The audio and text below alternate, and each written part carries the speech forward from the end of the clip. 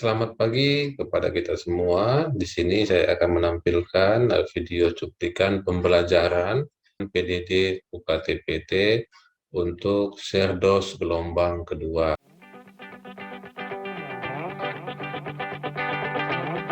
Terima kasih saya ucapkan kepada kita semua. Salam sehat, sudah bisa join ke link Zoom yang telah saya bagikan. Kita mulai aja ya, untuk menyingkat waktu.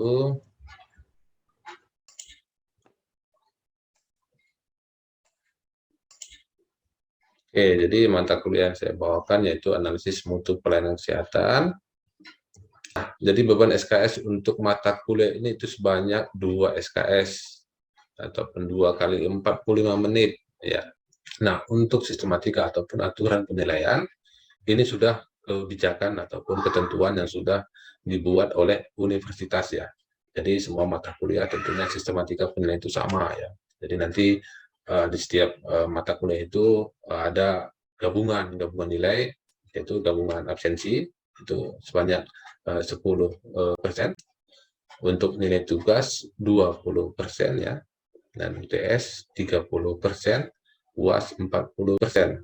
Nah, nanti nilai keempat ini akan digabungkan ya, akan dibagi sehingga nanti bisa mendapatkan kumulatif atau nilai kumulatifnya itu yang akan dimasukkan ke skala penilaian ya. Kalaupun nanti adik-adik mendapatkan nilai skala ataupun kumulatifnya itu sebanyak 0 sampai 49,99, maka adik-adik akan mendapatkan nilai E ya. Jadi mudah-mudahan tidak ada yang mendapatkan nilai E. Ya, kalaupun ada mahasiswa yang mendapatkan nilai E itu tentunya ada alasannya, yaitu tidak menjalankan melakukan keempat item ini tadi. Ya, tidak satupun yang diselesaikan. Ya. Dia tidak masuk kuliah, tidak membuat tugas, ya, tidak mengikuti. Nah, jikalau nanti ada mendapatkan nilai 50 sampai 59,99, maka Anda akan mendapatkan nilai D. Jika Anda mendapatkan nilai 60 sampai 69,99, maka Anda akan mendapatkan nilai C. Jika Anda mendapatkan nilai 70, ya 70 sampai 79,99, Anda akan mendapatkan nilai B. Nah, jika Anda mendapatkan nilai 80 ataupun di atas 80, Anda akan mendapatkan nilai A ya. Jadi itu adalah bagaimana sih sistematika penilaian untuk mata kuliah analisis mutu pelayanan kesehatan. Jadi nanti jangan ada yang komplain, Pak, kok nilai saya jelek, Pak. Tapi kok penilaiannya bagus, ada yang komplain begitu ya. Oke, kita lanjut. Untuk metode pembelajaran ya, metode pembelajaran ini juga sudah ketentuan yang ditetapkan oleh universitas. Semenjak pandemi COVID-19 ya, pembelajaran itu via online ya. Jadi kita di sini sudah menggunakan Spada ya. Jadi di waktu 2 kali 45 menit tadi ya, kami mesti membuat mahasiswa bisa aktif di dalam waktu itu di kuliah.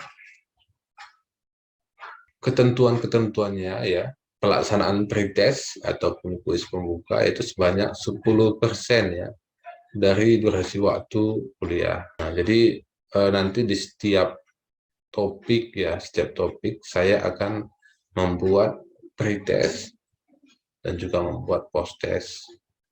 Untuk pembagian waktunya akan saya kondisikan dengan waktu kuliah kita yang 2 kali 45 menit tadi. Jadi di sini juga mahasiswa diminta untuk aktif ya, aktif membuka page konten ya, yang telah kami susun di Spada. Jadi waktunya itu sebanyak 40% ya. Dan juga untuk mengadakan video conference itu sebanyak 30% ya. Jadi nanti ke depannya saya akan tetap membuat link video Zoom ya. Video Zoom ataupun video conference itu tidak wajib. Ya, jadi siapa mahasiswa atau mahasiswi yang ingin tatap muka dengan dosennya boleh, dan bagi yang tidak juga tidak ada kena sanksi ataupun tidak masalah. Mahasiswa punya kebebasan ya, punya kebebasan ketika ingin uh, ikut Zoom atau tidak. Ya. Oke, di sini saya akan menjelaskan tentang bagaimana pengisian absensi ya. Jadi pengisian absensi adik-adik nanti tetap di platform Sepada ya. Jadi saya yakin adik-adik sudah paham ya bagaimana pengisian absensi di link Sepada. Nah, hanya saja di mata kuliah saya untuk batas keterlambatan ataupun mahasiswa itu telat pengisian absen itu hanya 15 menit. Sama ketika kita kuliah offline ya. Jadi nantinya ya mahasiswa itu hanya bisa mengisi absen itu hanya sampai batas telat itu sebanyak 15 menit ya. Jadi contohnya jadwal kita kali ini misalkan masuk jam 10 pagi ya. Jadi Anda bisa mengisi absen itu hanya sampai jam 10.15 ya. Jadi Anda tidak akan bisa mengisi absen kembali kalau sudah melewat jam 10.15 ya. Jadi tolong itu diingat baik-baik ya supaya nanti Anda tidak ada masalah ketika pengisian absen. Nah, bagaimana Pak kalau seandainya nih kami sudah telat nih Pak untuk isi absen, kebetulan tadi ada kegiatan, ada masalah ya. Ya, saya punya kebijakan ya, punya kebijakan. Saya akan isikan absen manual ya. Isikan absen manual Anda di Sepada, hanya saja dengan ketentuan Anda sudah ada izin ya, sudah ada izin pada saya atau tidak ada Komting, sehingga nanti Komting juga bisa menyampaikan kepada saya memang tadi Pak teman saya itu sudah izin kepada saya Pak bahwa dia akan telat untuk ikut pada Bapak, mata kuliah Bapak, begitu. Jadi saya akan isikan absen manual, ya. Hanya saja untuk pengisian absen manual ini saya akan tetap punya batasan, ya. Batasan itu hanya sebanyak 3 kali, ya. Jadi kan nggak lucu ya kan tiap minggu ketika jadwal saya itu selalu punya masalah, selalu punya halangan sehingga Anda itu selalu telat untuk mengisi absen. Ya. Jadi tolonglah Anda sebagai mahasiswa kan bijaklah membagi waktu sehingga ketika memang sudah jadwal kuliah Anda mengkondisikan kegiatan-kegiatan apa yang Anda lakukan. Ya, jadi jangan pula lah setiap minggu Pak saya telat absen. Ya, jadi saya hanya kasih batasan 3 kali untuk mengabsensikan dengan manual. Ya. Nah, tidak hanya absensi aja yang saya nilai ya, tidak hanya absensi. Kadang kan ada mahasiswa ini ya, dia login dan log tidak mengikuti kegiatan-kegiatan apa yang telah dibuat di Sepada. Nah, jadi saya akan menilai juga ya bagaimana sih keaktifan Anda di PEX konten Sepada yang telah saya buat. Ya, apakah Anda mengikuti pretest, ya, mengikuti post-test. Kalau pengalaman saya sebelumnya itu, mahasiswa ini ingin mengelabuhi si dosen gitu. Dibilang dia sudah absen, aktif di Sepada, tapi ketika kita cek itu tidak ada begitu. Jadi saya ataupun dosen-dosen yang lain itu bisa melihat keaktifan Anda di page konten Sepada. Jadi tidak ada yang bisa dibohong-bohongi ya. Di situ bisa kelihatan Anda ngapain aja, Anda sudah mengikuti kegiatan apa aja ya. Nah, jadi saya di sini tampilkan bahwa di Sepada itu kami ya dosen ya, bisa melihat kalian itu ngapain aja. Contohnya ini di mata kuliah saya sebelumnya ini ada Fani ya, si Fani ini dia contohnya itu ikut pretest jam 11 lewat 10 ya. Ini ketika sudah mengisi absen, dia langsung mengikuti pretest. Nah, jadi di sini saya bisa lihat sampai jam 11:07 dia masih mengikuti pretest. Tentunya dia memaksimalkan waktu yang telah saya buat untuk pretest. Dia ingin mendapatkan nilai yang cukup bagus, begitu. Nah, jadi tolong nanti kalian juga memaksimalkan waktu yang telah saya buat untuk setiap kegiatan-kegiatan yang ada di Sepada. Jadi sehingga nantinya Anda juga bisa menyelesaikan studi Anda tepat pada waktu dengan nilai yang cukup bagus pula. Ya. Nah, untuk selanjutnya mata kuliah analisis mutu pelayanan kesehatan ini memiliki jumlah pertemuan sebanyak 16 kali pertemuan, ya. Nanti pembagiannya itu 14 kali pertemuan itu menggunakan topik mata kuliah, ya. Yang 2 lagi itu dibagi ke 1 untuk UTS dan 1 untuk UAS. Sehingga nanti total untuk jumlah pertemuan mata kuliah ini sebanyak 16 kali pertemuan. Oke, untuk selanjutnya ya yang ingin saya jelaskan yaitu tentang pokok-pokok bahasan ataupun RPS mata kuliah analisis mutu pelayanan kesehatan. Di sini nanti yang saya sudah sampaikan tadi itu sebanyak 14 kali topik ya, yaitu pengantar mutu pelayanan kesehatan. Yang kedua itu masih lanjutan ya. Yang ketiga itu konsep dasar manajemen mutu pelayanan kesehatan. Yang keempat, strategi peningkatan mutu pelayanan kesehatan. Yang kelima, ukuran mutu pelayanan kesehatan. Yang keenam, aplikasi pelayanan mutu pada layanan puskesmas. Yang ketujuh, aplikasi pelayanan mutu pada rumah sakit. Nah, setelah pertemuan ketujuh, kita akan UTS. Ya. Untuk topik setelah UTS itu ada kepuasan pasien dan mutu pelayanan kebidanan. Yang kesembilan, ada manajemen layanan puskesmas. Yang ke-10 ada studi kasus, nanti kita akan diskusi kelompok ya, topiknya nanti masalah layanan kesehatan. Yang ke-11 yaitu rumah sakit sebagai industri jasa. Yang ke-12 itu ada pembiayaan kesehatan. Yang ke-13 ada manajemen pelayanan kesehatan. Yang ke-14 kita akan diskusi kelompok kembali. Nah, di sini nanti topiknya itu pembiayaan kesehatan. Jadi ini adalah topik-topik yang akan kita bahas ke depannya. Nah, jadi untuk lebih memudahkan atau mengenalkan adik-adik, saya ingin menampilkan tampilan Sepada saya ya.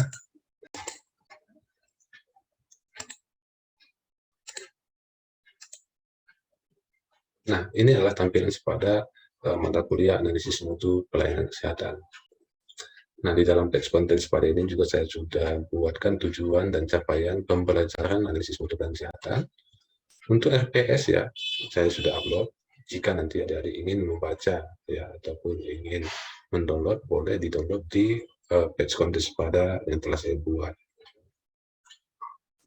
Metode pembelajaran yang saya sampaikan tadi yaitu tentang pelaksanaan pretest, post-test, ya materi konten ya, itu juga sudah saya sampaikan, dibuatkan di page konten Sepada ini.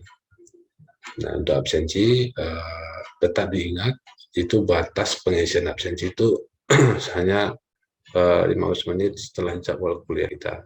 Jadi baik-baik ya. Jadi jangan ada nanti setiap udah masuk kuliah, Pak, tolong Pak, saya cari telah absen. Gitu. Jadi tolong dimaksimalkan. Nah, jadi untuk topik-topiknya juga saya sebutkan di setiap topik nantinya, juga dengan sub-sub topik ya, apa yang akan dibahas di setiap topiknya. Jadi di setiap topik ini nanti akan saya buat pretest ya, ada juga post-test. Nanti ini akan memiliki waktu yang telah saya kondisikan sesuai dengan jumlah ataupun ketentuan yang telah dibuat oleh universitas, sehingga waktu untuk kuliah kita ini bisa semaksimal mungkin. Nah, untuk selanjutnya di setiap topik nantinya saya akan sudah buat forum diskusi. Jadi kalau adik-adik ingin ada yang mau diskusikan, boleh didiskusikan ya, ataupun dibuat di forum diskusi. Nah, untuk link video Zoom, ya link video Zoom akan saya buat di setiap topik. Hanya saja tadi itu tidak menjadi kewajiban.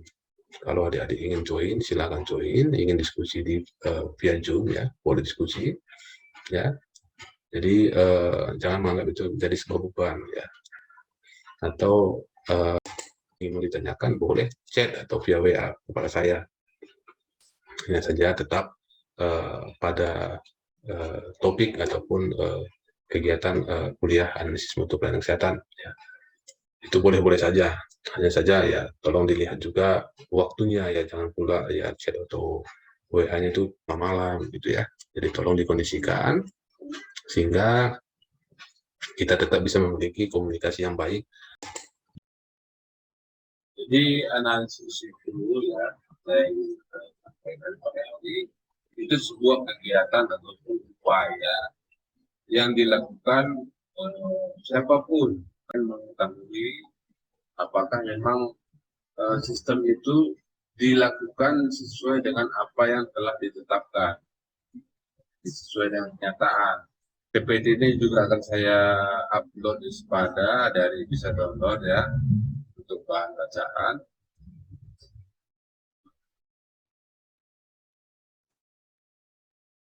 Nah, tadi saya sudah jelaskan apa itu mutu ya. Kita kembali. Nah, jadi pelayanan kesehatan ya, pelayanan kesehatan itu apa? Tentunya kan kita belum bahas tentang fasilitasnya. Kita masih bahas tentang pelayanan kesehatannya. Nah, apa aja jenis-jenis pelayanan kesehatan? Pelayanan kesehatan itu ada dibagi 4 ya. Pengobatan, pencegahan, peningkatan ataupun promotif ya, dan juga pemulihan atau rehabilitatif. Nah, itu adalah jenis-jenis pelayanan kesehatan. Tapi inilah sebuah pengetahuan yang mesti ada dipahami, yang nantinya akan digunakan ketika sudah selesai.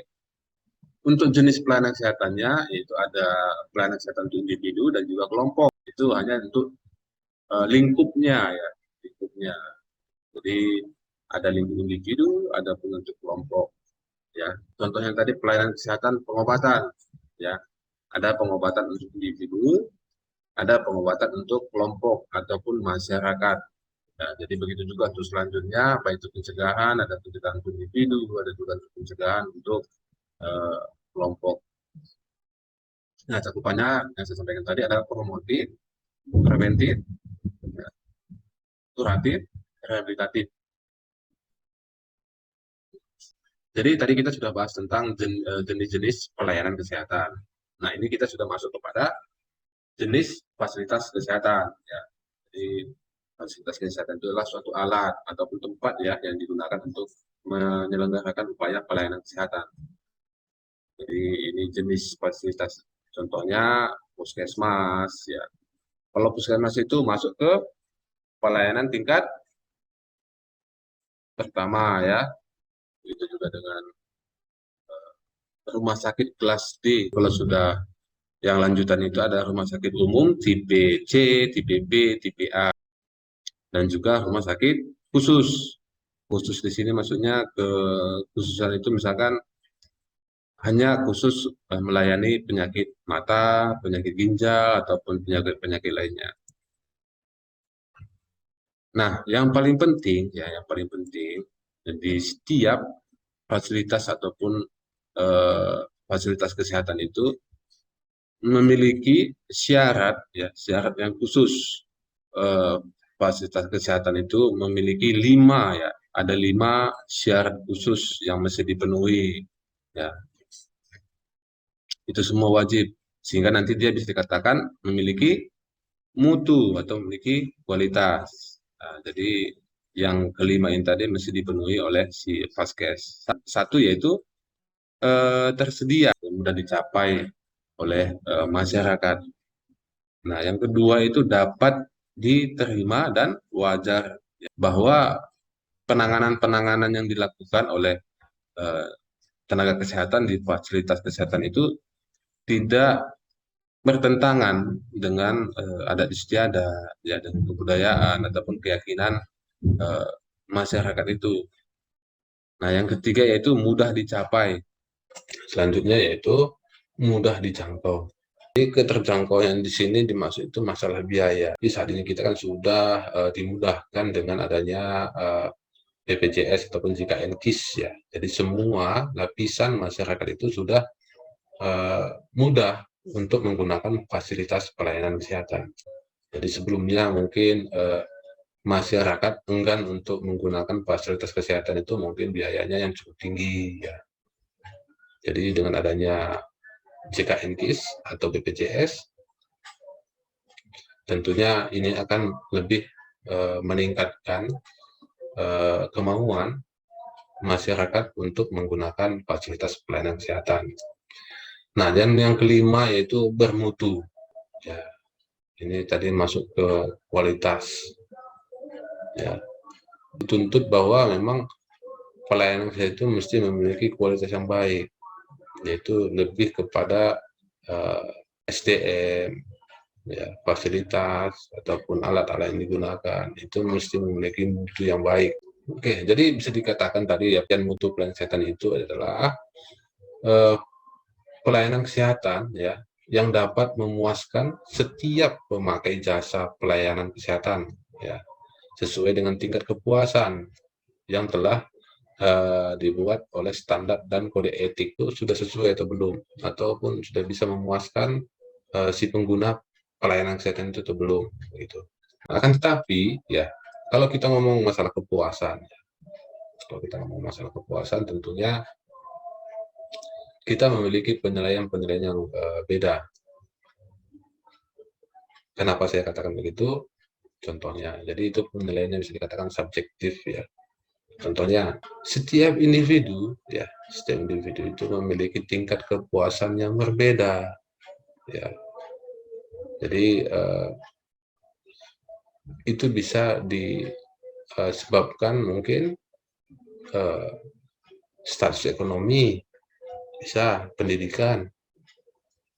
Saya ambil contoh untuk status ekonomi.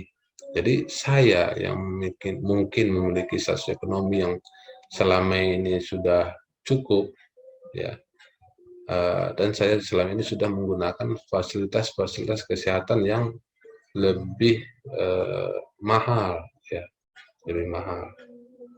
Ya, ketika saya menggunakan fasilitas puskesmas di desa A misalkan, saya menganggap ya kualitasnya tidak begitu bagus karena saya membandingkan dengan fasilitas-fasilitas kesehatan yang sudah saya gunakan sebelumnya.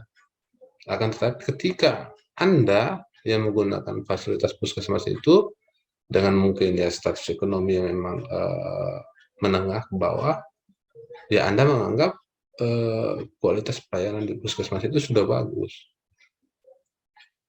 Ya, jadi itu kembali kepada penilaian masing-masing individu. Ya.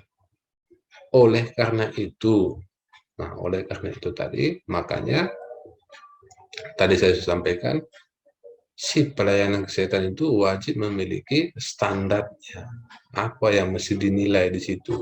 Nah, dengan dia memenuhi standar ini tadi, jadi fasilitas ini tadi sudah dianggap memiliki kualitas yang memiliki mutu yang bagus. Oke, setelah yang telah saya sampaikan tadi, apakah ada yang mau ditanyakan? Maaf, izin bertanya, Pak. Oh ya, silakan, Jessica. Pertanyaan saya, bagaimana pendapat Bapak tentang mutu fasilitas kesehatan yang ada di Indonesia, di mana situasi di sekitar kita sekarang ini banyak sekali warga negara Indonesia yang memaknai vaskes di luar negeri itu lebih baik, Pak, karena banyaknya yang berobat ke luar negeri. Cukup sekian, terima kasih, Pak. Oke, jadi memang dilema ya. Sampai saat ini kita masih melihat bahwa masih banyak penduduk Indonesia yang masih lebih yakin ataupun menggunakan fasilitas kesehatan yang ada di luar Indonesia. Nah, jadi sebetulnya kalau kita lihat segi fasilitas dan juga tenaga kesehatan Indonesia tidak kalah saing, contohnya bisa kita lihat di Malaysia atau Penang ya. Jadi sampai saat ini masih banyak, khususnya ya penduduk Medan itu masih lebih yakin ketika begitu sakit ya, untuk diagnosa aja lebih yakin untuk menggunakan fasilitas yang ada di Malaysia. Nah, jadi sebetulnya untuk segi alat, ya, segi pengobatan, dan segi SDM, sebetulnya Indonesia sudah memiliki alat-alat yang cukup canggih, akan tetapi kembali kepada individunya masing-masing. Hanya saja sejauh ini kita lihat kepercayaan masyarakat itu masih belum tinggi untuk menggunakan pelayanan-pelayanan kesehatan yang ada di Indonesia.